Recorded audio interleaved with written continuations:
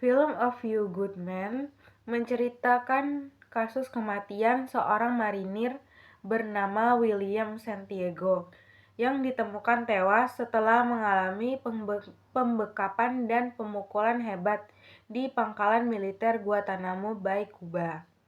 Kemudian persidangan digelar.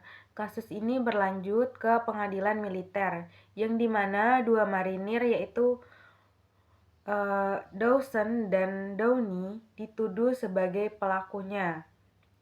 Namun selama proses persidangan, Dawson dan Downey bersikeras bahwa mereka hanya menjalankan tugas, bukan bertindak atas kemauan sendiri. Kemudian terungkaplah bahwa tindakan itu bukan merupakan keinginan pribadi, melainkan perintah tidak resmi untuk melaksanakan kode red dari atasan mereka, yaitu sebuah bentuk hukuman di internal barak. Saat melakukan penyelidikan, tim pengacara mulai menemukan adanya pola perintah keras dari atasan di Guantanamo, sang komandan Kolonel Nathan R. Joseph.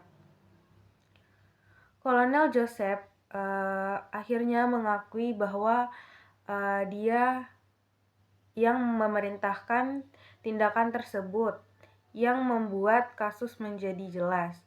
Kemudian Downey dan Dawson terbukti tidak bersalah atas tuduhan pembunuhan karena mereka hanya menjalankan perintah. Namun hakim tetap menghukum mereka karena gagal menggunakan nurani sebagai seorang prajurit. Mereka dianggap telah melanggar kode kehormatan militer dan melakukan kekerasan yang berujung pada kematian. Sementara itu, Joseph ditangkap atas penyalahgunaan wewenang dan tindakan yang melanggar hukum.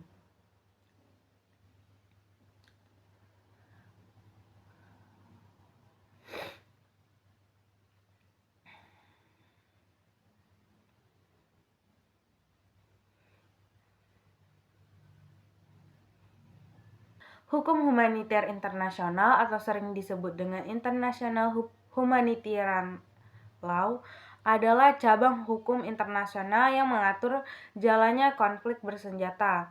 Tujuan utamanya adalah untuk membatasi penderitaan manusia dan dalam perang dan dengan cara melindungi orang-orang yang tidak ikut serta dalam pertempuran seperti warga sipil, tenaga medis, dan tawanan perang.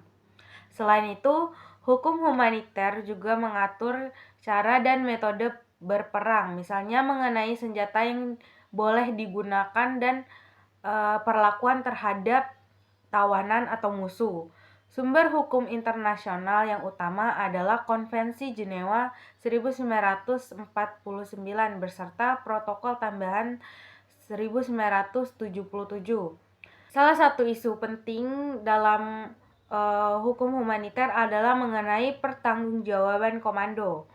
Karena dalam praktiknya banyak pelanggaran HAM berat atau kejahatan perang dilakukan oleh bawahan atas perintah dari atasan. Oleh karena itu, hukum humaniter tidak hanya menghukum pelaku yang ada di lapangan, tetapi juga menjerat pimpinan militer yang memberikan perintah atau lalai mengawasi bawahannya. Pertanggungjawaban komando adalah prinsip yang menyatakan bahwa seorang atasan militer atau pejabat sipil yang berwenang dapat dimintai tanggung jawab pidana atas kejahatan yang dilakukan oleh bawahannya apabila yang pertama, komandan memerintahkan langsung terjadinya pelanggaran. Yang kedua, komandan mengetahui atau seharusnya mengetahui bahwa bawahannya melakukan pelanggaran. Dan yang ketiga, komandan tidak melakukan tindakan pencegahan atau penghukuman terhadap bawahannya. Dasar hukum yang dapat ditemukan di dalamnya, yang pertama, pasal 86 dan 87 Protokol Tambahan 1 1977 Konvensi Jenewa yang menegaskan bahwa kewajiban komandan untuk mencegah pelanggaran. Yang kedua, Pasal 28 Statuta Roma Mahkamah Pidana Internasional yang menyebutkan bahwa seorang komandan bertanggung jawab jika ia gagal mengendalikan pasukannya dengan semestinya. Prinsip ini penting karena tanpa adanya pertanggungjawaban komando, seorang pimpinan bisa dengan mudah bersembunyi di balik dalih bahwa kesalahan hanya dilakukan oleh anak buah atau bawahannya. Jika kita hubungkan film ini dengan prinsip hukum humaniter, bawahan Downey dan Dawson, mereka memang pelaku fisik yang mengakibatkan kematian pada Santiago. Namun, mereka melakukan karena adanya perintah dari atasan.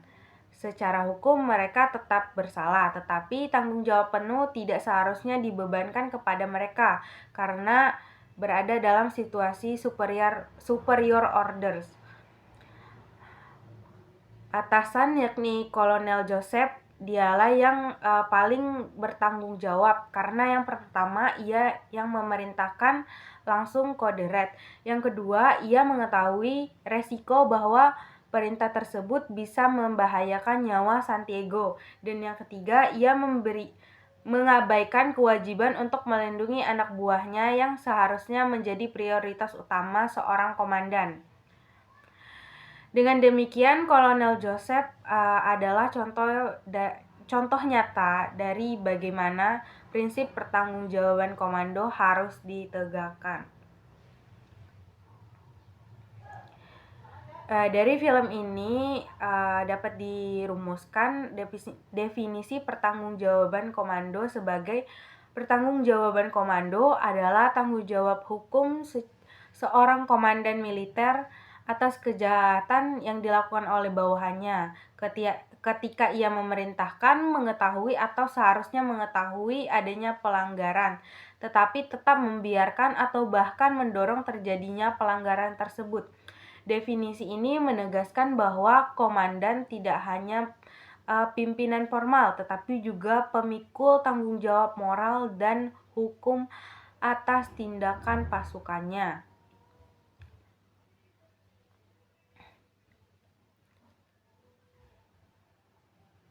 Dari film A Few Good Men, ada beberapa pelajaran penting yang dapat kita ambil. Yang pertama, bawahan tetap dapat dipidana, tetapi tanggung jawab terbesarnya tetap pada atasan yang memerintahkan. Yang kedua, pertanggungjawaban komando mencegah impunisitas bagi pejabat militer yang berpangkat. Dan yang ketiga, prinsip pertanggungjawaban komando dalam hukum humaniter sangat penting agar kejahatan perang dan pelanggaran HAM berat tidak hanya dibebankan kepada pelaku lapangan, tapi juga kepada pihak yang memberi perintah, dan untuk mencegah impunisitas bagi pimpinan militer. Film ini memberikan ilustrasi kuat bahwa keadilan dalam hukum humaniter tidak hanya menjerat pelaku di lapangan, tetapi juga harus menyentuh atasan yang mengeluarkan perintah. Demikian analisis saya mengenai film A Few Good Men dalam perspektif pertanggungjawaban komando dengan dikaitkan dengan hukum humaniter internasional. Mohon maaf bila videonya kurang bisa dipahami atau kurang jelas. Wassalamualaikum warahmatullahi wabarakatuh.